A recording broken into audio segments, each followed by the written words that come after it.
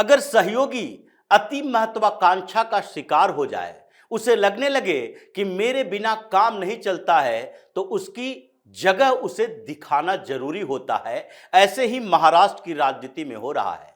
महाराष्ट्र की राजनीति में अभी 3 पार्टियों का गठबंधन, भारतीय जनता पार्टी सबसे बड़ी पार्टी है, उसके बाद शिंदे की पार्टी और एनसीपी जो अजीत पवार की पार्टी है।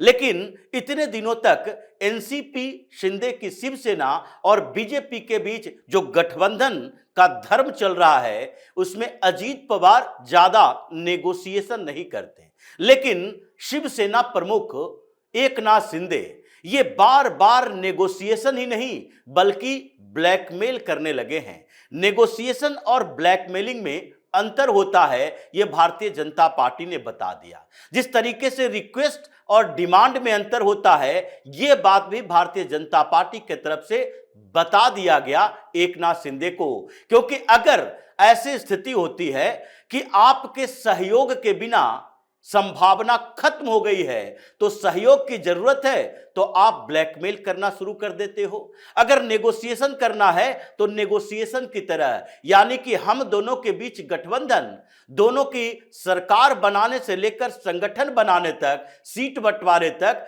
ये एक दूसरे से नेगोशिएशन कर सकते हैं कि हमें भी सम्मानजनक जगह, स्थान चाहिए, और ये नेगोशिएशन होता है। लेकिन जब आप ये कहने लगते हो मेरे बिना तो आपका काम चलेगा नहीं, इसलिए उलूल जुलूल डिमांड शुरू हो जाती है, जिसे ब्लैकमेल कहा जाता है। ये सारी बातों की चर्चा भारतीय जनता पार्टी के अंदर हुई और फिर फाइनल डिसीजन शिंदे को सुनाया मीटिंग के अंदर देवेंद्र फडणवीस ने।